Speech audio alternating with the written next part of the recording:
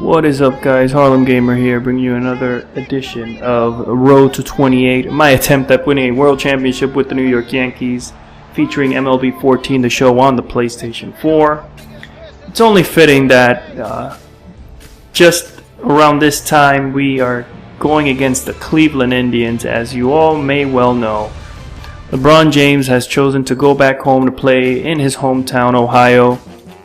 Very exciting news. When I heard the news, I knew it was going to happen. It was just a matter of time. But it's like one of those things that you just have to hear it and see it to just know how it feels, to believe it.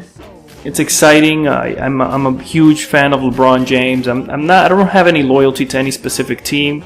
Although I do live in New York and I root for the Knicks to do well every year. Every time they play, I root for them, but don't have an allegiance to any team whatsoever. I do just follow individual players. I just love to see the great players perform at a high level. And LeBron James is surely that, as he is the best player in the world. So it is very exciting to see him go back home and attempt to win a world championship with the Cleveland Cavaliers. Championship that has eluded them for the better part of almost 60 years, I believe. It's 50 years. 1964, the last time they won a championship. I believe that was in football with the Browns. Nonetheless, very exciting time for Cleveland fans. I'm sure he's going to bring a lot of excitement to that fan base. He's already brought enough excitement with the announcement that he's going back home.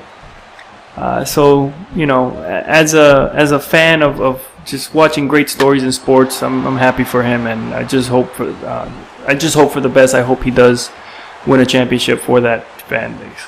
Anyway, let's get to this game. The Yankees against the Cleveland Indians. 4-game series. I actually compacted it into this video. The Cleveland Indians in this game, and there you see a deep drive by Teixeira. Home run, no doubt about it. Adios, baseball. The Cleveland Indians in this game are not doing too well. I think they're at the bottom of the pile as far as the American League Central. Their wins, I think they're like 39 and 50. I don't know if you guys saw that in the beginning, but they're not a really good team. So we're going to attempt a sweep, a 4-game sweep. Not an easy thing to do, to be honest with you, in this game. Nonetheless, when they are bottom feeders, there you saw another home run. That time by Kelly Johnson. Adios, baseball. Kelly Johnson, of all people, to hit a home run. I don't know why. Every time I hit a home run, Kelly Johnson, I get like shocked or excited, or a different kind of excited. It's just hilarious to see him just take it out. Anyway, like I was saying, the bottom feeders of this game just try to capitalize on that weakness and just get every win we can. Here we're going to jump to the bottom of the ninth. Easy game, 7-1. Just a bunch of runs scored here and there. No doubt about it. And end the game in a double play with Aceves pitching. So we get that first game. Cleveland, in this game, I think... what's his name? I just drew a blank. Anyway, let me go somewhere else. Second game, we're going to go Masterson versus Phelps. And this game was another kind of a blowout. Phelps just rocked this. He just destroyed the Cleveland hitting, except for that one hit right there. Michael Brantley just hit a blast. Adios, baseball, to the right center field gap. There was no doubt about it. I don't know if you noticed, I didn't even try to move Ichiro there. Nonetheless, here we're going to see Brian McCann, who had himself a hell of a game, hits a home run to the opposite field there.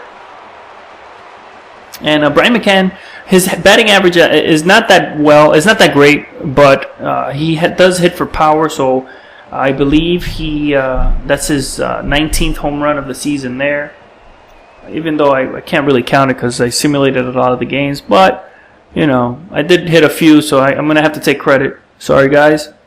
And we're gonna see soon here. He's gonna hit another opposite field home run with a runner on base this time. It's a 2-1 game, top of the 6th inning. And there it is, another opposite field home run. Adios baseball. I think they had the shift on, but whenever they have the shift on, actually, I try to hit it to the opposite field, create opportunities for myself. It's actually not very. I'm not gonna say very easy, because this is a hard game to play if you're not patient enough. But yeah, when they do the shift, I usually hit to the opposite side. Very effective, been very effective for me. However, sometimes it's hard because they do the shift because the hitter himself is has a tendency to pull a lot. So whenever you do hit opposite field, it's usually for an out. So here I'm just showing you the strikeouts by Phelps. He just cruised through this game. Tried to get the complete game shutout with Phelps. However, I ended up bringing in Matt Thornton to close out the game at the end. Didn't qualify for the save because it was a 4-run. I think I had a 4-run lead in the 9th inning, and I ended up winning, or 5-run lead. I'm sorry, it was 7-2 final. There he just fanned pretty much the entire lineup. 9 strikeouts in the game. Just a dominant performance by my spot starter. David Phelps is actually my spot starter because, as some of you may well know, I have Ivan Nova injured. It said he was going to be injured for a few days, but he has been struggling this season. So I just decided to keep him in the DL. Here we're going to show you the end of the game with Matt Thornton, the final out of the game. I don't know why it skipped to that cutscene where I was at the end of the game, but anyway, we get the second game in the bag. So there's 2 down, 2 more to go. The third game was a tough one. Here, 7 runs on 15 hits, 2 runs on 5 hits for the Indians. So yeah, the third game was a tough one.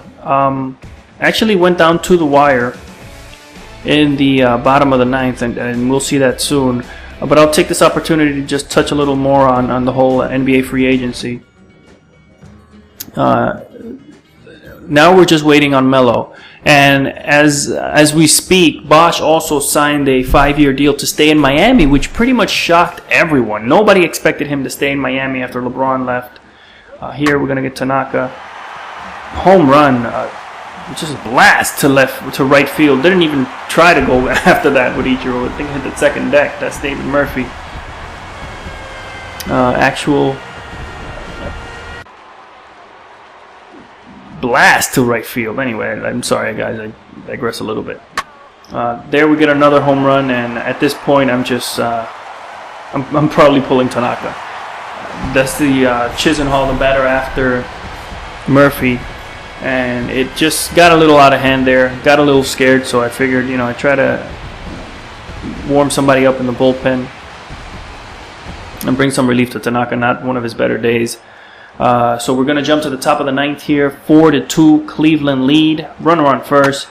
And Carlos Beltran hits a line drive to the left center field gap. That will score. I'm sorry, that will have Jeter run, and he's going to get out at home plate. That is a result of a bad base running. That was just a result of bad base running on my part. I didn't run early enough. I didn't take a lead, and I think he hesitated a little bit. So we're going to have another opportunity here.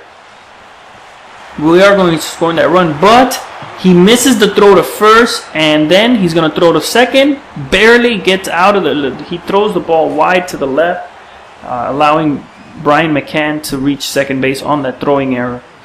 So we got doubly lucky there. There was a throwing error at first, and then the throwing error, it's not considered a throwing error, it's just a little wide left, which allowed Brian McCann to be safe at second. So I'm going to bring in Gardner to run for McCann, and it results, it's actually a good idea. Actually, no, you know what? McCann could have scored there. So I could have kept McCann in, but, better safe than sorry. I brought in Gardner, scored him, take the lead there. Tied the game there 4-4. And here, going to hit the ball. And it's going to hit the wall. I'm going to go for the triple. And I'm going to get it with Ellsbury. So we were 4-2, top of the ninth. and we end up going into extra innings, top of the 10th. And here, a throwing error to third base is going to score Ellsbury, and that will be the end-all, be-all for this game, as that is the only run we will need with Robertson just doing his thing, his best Mariano Rivera impression there. You're going to see the grounder to first. And we're going to pull this one out. So 3 out of 3, when it looked like we were going to lose the third game, Robertson comes in at the end and just closes it out. And the throwing errors did the Cleveland Indians in. We got very lucky. We got triply lucky. As you see, 5 errors. Just another sign of a bottom-feeding team, of a team that's just not that good. So we're going to take these wins however we get them. Especially considering we are going into the All-Star break and we're about to play the Baltimore Orioles before the All-Star break. Tough division opponent. So we're going to just take that win in stride and just keep on moving. Anyway, the last game of this series, CC Sabathia versus Danny Salazar. We're just going to jump to the bottom of the 9th here. Dominating performance by CC Sabathia. Here we're going to get the final out. He barely gets it. The complete game shutout by Sabathia, who's having a pretty good year in this game, actually, in MLB The Show. He's actually injured for the Yankees as we speak. I have no idea when he's coming back. Nonetheless, really great 4-game series I had against the Indians. A complete sweep. Outside of that third game, it was just complete domination. Hopefully we'll have that same result against the Baltimore Orioles as we approach the weekend. And that will be all for this video. Again, just to recap, LeBron goes back to Cleveland. Chris Bosh signs with Miami, and the Yankees rule. Hope you enjoyed the video, guys. Leave that like, comment, subscribe. Follow me on Twitter at Harlem Gamer. Until next time, peace.